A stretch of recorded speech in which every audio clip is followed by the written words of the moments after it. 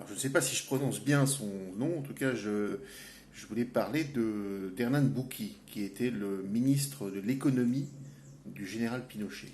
Alors, c'est un homme qui m'a toujours intrigué par son physique, avec ses cheveux longs, son air de baroudeur suisse, d'alpiniste sportif végétarien, alors qu'il a été le ministre de l'économie qui a été le plus brutal, on va dire, de toute l'histoire du néolibéralisme, avec les privatisations, toutes les réformes menées au Chili sous Pinochet, qui ont appauvri à peu près un tiers de la population et permis à la bourgeoisie chilienne de devenir aujourd'hui une des bourgeoisies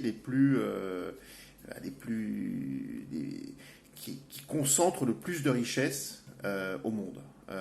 C'est-à-dire que le ratio de Gini, le coefficient de Gini au Chili, est un des plus élevés au monde. Comme on a pu le dénoncer, ou plutôt l'analyser l'an dernier lors des manifestations d'octobre, novembre au Chili, qui ont déstabilisé le gouvernement de droite et surtout qui ont été sans précédent. Parce que ce qu'il faut bien quand même retenir du Chili, non pas de Pinochet uniquement, mais même depuis Pinochet, c'est que c'est un régime, certes, la dictature a cessé, c'est-à-dire que le général Pinochet a rendu les armes en 1988, il a fait un référendum, et il a perdu ce référendum, il a accepté le verdict en septembre 1988, et il a quitté le pouvoir ensuite, un an et demi plus tard, en remettant aux civils donc les clés de la Moneda, et notamment à Patricio Aylwin, qui était premier chrétien démocrate.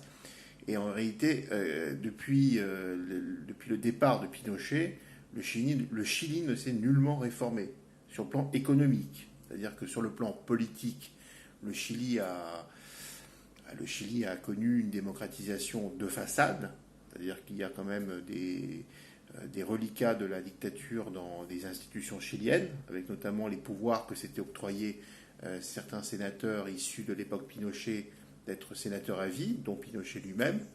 Mais sur le plan économique, ce qui est intéressant dans le cas du Chili, c'est qu'il n'y a eu aucune réforme de fond, de structure, permettant de revenir sur les contre-réformes extrêmement brutales et néolibérales conduites sous Pinochet. Alors, je n'ai pas tout détaillé, notamment l'interdiction des syndicats.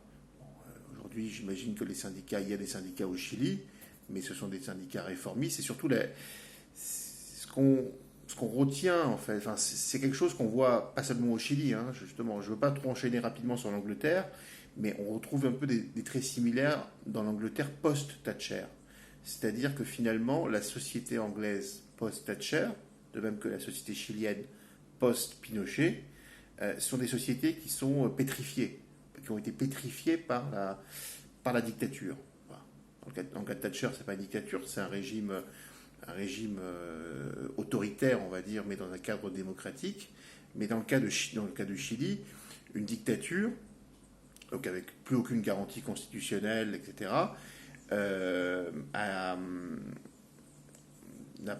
a été des verrous ont été mis en place pendant la durée de la dictature pour que la sortie de dictature ne permette pas de revenir sur le cours de ce qui a été des réformes, des contre-réformes plutôt, qui ont été menées.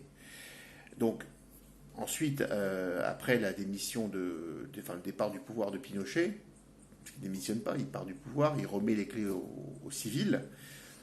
S'ensuit une décennie de chrétiens démocrates qui ne remettent absolument pas en cause les réformes économiques de Pinochet, qui ne les amendent même pas à la marge. Et la bourgeoisie chilienne est une des bourgeoisies les plus concentrées, la richesse est la plus concentrée au regard du reste de la population au monde. On le mesure aujourd'hui, parce que d'abord, le Chili aujourd'hui comporte plutôt une dizaine de milliardaires. Alors que c'est un pays de 14 millions d'habitants qui n'est pas un des centres économiques mondiaux, capitalisme, et pourtant il y a une concentration de milliardaires qui est assez impressionnante. Donc il y a réellement une oligarchie de l'argent qui se mesure par rapport au reste du PIB, hein, parce que il faut toujours rapporter ces éléments-là par rapport à la richesse globale du pays. Donc ces milliardaires, ces oligarques chiliens sont, on pourrait faire un pourcentage, hein, mais leur fortune correspond à 20 ou 30% de la totalité du PIB chilien, alors qu'ils sont une dizaine.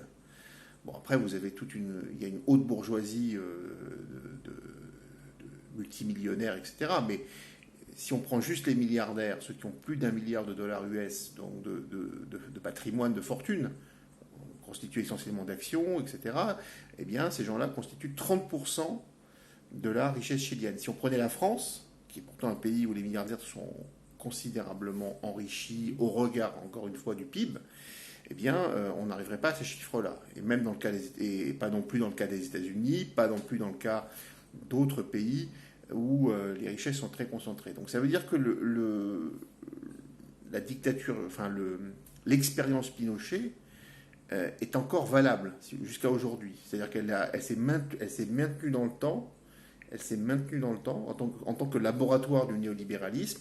Elle s'est maintenue dans le temps par la suite dans le fait que les inégalités salariales, de revenus, etc., sont les plus élevées au monde. Il faudrait voir le quintile les plus pauvres, le quintile, etc. Donc ça se mesure en termes de revenus, ça se mesure, il y a des statistiques qui peuvent le montrer. Mais le Chili est ce pays-là. Alors, concernant ce qui est assez surprenant aussi dans le cas du Chili, c'est qu'après la décennie 90 de chrétiens démocrates, les socialistes sont revenus au pouvoir en 2002 avec... alors j'ai oublié son nom, mais il y a eu un retour des socialistes chiliens. Alors, socialistes, hein, dans le cadre de la concertation, mais ces socialistes étaient dans une coalition. Bon, mais ce qui est assez surprenant, c'est qu'ils n'avaient plus, enfin, pas surprenant, mais ils n'avaient plus rien à voir avec les socialistes de l'époque Allende, puisque Allende était un socialiste, un social-démocrate, un réformiste. Là, on a un retour des héritiers d'Allende, mais ils n'ont en aucun cas et d'aucune manière remis en question les réformes économiques de Pinochet. Et c'est même le cas, et c'est même assez surprenant, enfin, c'est même assez... ça se mesure très bien notamment en 2006 avec l'arrivée de Michelle Bachelet au pouvoir. Michelle Bachelet, c'est quand même une femme qui a été torturée dans la dictature chilienne. Torturée, féministe, donc elle présente toutes les caractéristiques de la gauche au sens la gauche au sens moral, au sens éthique, au sens des valeurs, au sens politique. Mais cette gauche-là n'a en aucune manière remis en question les réformes Pinochet. Alors, bien sûr, il y a toujours des aménagements à la marge, des programmes alimentaires, et tout ce que vous voulez. Hein. C'est pas non plus, il n'y a pas zéro réforme. Mais c'est le cadre lui-même qui permet aux plus riches de s'enrichir, d'accumuler, lui, justement, a été verrouillé pour qu'il ne puisse être remis en question. Et justement, il serait intéressant de voir depuis les émeutes très importantes dans la capitale chilienne et dans le pays, donc en octobre-novembre dernier, si le président, qui est actuellement un héritier de Pinochet, donc c'est vraiment quand je dis héritier de Pinochet, c'est son parti, c'est-à-dire que je crois que c'est l'UDI, et c'est le parti qui se réclame de Pinochet, et au sein duquel Pinochet a été lui-même une figure importante jusque dans les années 2000, puisque Pinochet est resté sénateur à vie, etc. Est-ce que, voir si les réformes concédées par ce président d'extrême droite actuellement, enfin, ou héritier de Pinochet, ont pu être mises en œuvre. Et je crains malheureusement que que pour l'instant, l'ordre social au Chili n'ait pas été renversé et qu'aucune réforme n'a été, économique n'a été concédée.